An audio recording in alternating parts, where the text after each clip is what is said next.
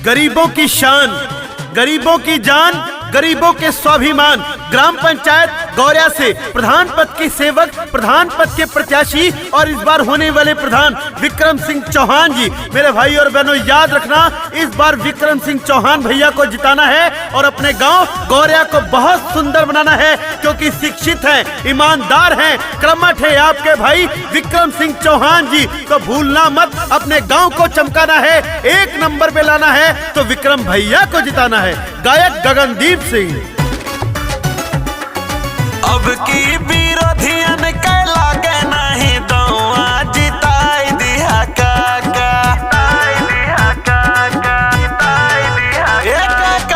अब की विरोधियन के लागे नहीं दौआ, जिताई दिया दादा विक्रम भैया के चुनौआ, जिताई दिया काका विक्रम सिंह जी का चुनौआ, जिताई दिया दादा।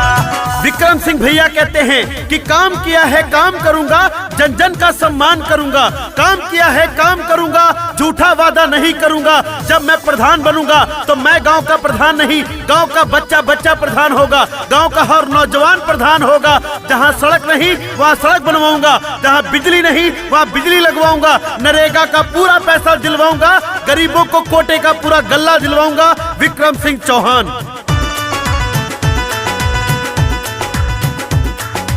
सबका हो साथ औरी सब कह विकास होई, कबो ना चाहे लेकी केहू भी निराश होई, कबो ना चाहे लेकी केहू भी निराश। सबका हो साथ औरी सब कह विकास होई, कबो ना चाहे लेकी केहू भी निराश होई।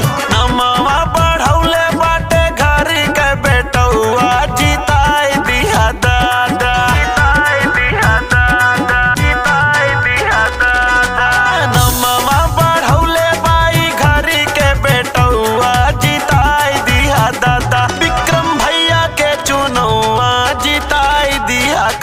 विक्रम सिंह जी का चुनौआ, जिताई दिया दादा। मेरे भाई और बहनों, हटा दो उन हस्तियों को, हटा दो उन हस्तियों को जो जीत जाने के बाद भूल जाते हैं गरीबों की बस्तियों को। लेकिन विक्रम सिंह चौहान भैया, राम किशन चौहान भैया भूलने वाले नहीं हैं, सभी को गले से लगाते हैं, 24 घंटा काम आते हैं, गुंडा गुंडी भ्रष्टाचारी से नहीं डरते हैं, सभी के दर्द को अपना दर्द समझते हैं, जाति पाति में कोई भेदभाव नहीं, अमीरी गरीबी में कोई भेदभाव नहीं करते, सभी को अपना समझते हैं, सभी के दुख सुख में शामिल होते हैं। इसलिए मेरे भाई और बहनों भूल मत जाना, गौरिया से केवल जिताना है जो गांव का सिपाही है, गांव का चौकीदार है, आपका बेटा विक्रम सिंह चौहान।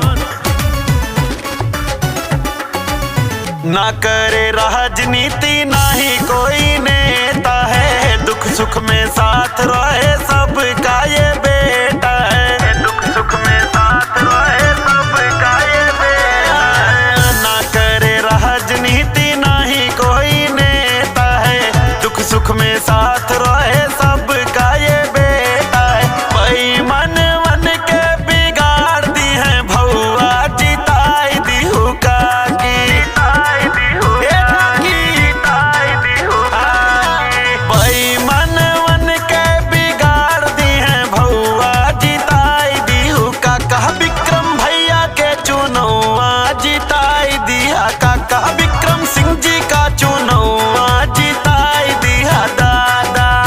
विक्रम सिंह चौहान जी कहते हैं, राम किशन चौहान जी कहते हैं कि जब तक मैं जीवित हूँ मैं गांव के लिए अपना खून बहा दूंगा, ना अपने गांव को कभी ना झुकने दूंगा, ना गांव को कभी मिटने दूंगा, सभी के काम आऊंगा, 24 घंटा फोन उठाऊंगा। विक्रम सिंह चौहान भैया का मोबाइल नंबर 7408127774। राम किशन चौहान भैया का मोबाइल नंबर 9540648372। तो मेरे भाइयों बहनों फिर से याद रखना कि गौरिया को चमकाना है, जिले में एक नंबर पे लाना है तो विक्रम सिंह चौहान जी को जिताना है। गौरिया की जनता जिंदाबाद, विक्रम सिंह भैया जिंदाबाद, राम किशन चौहान भैया जिंदाबाद। ऊंच नीच जात पात के ना भेदभाव बाटे, सबके सम्मान का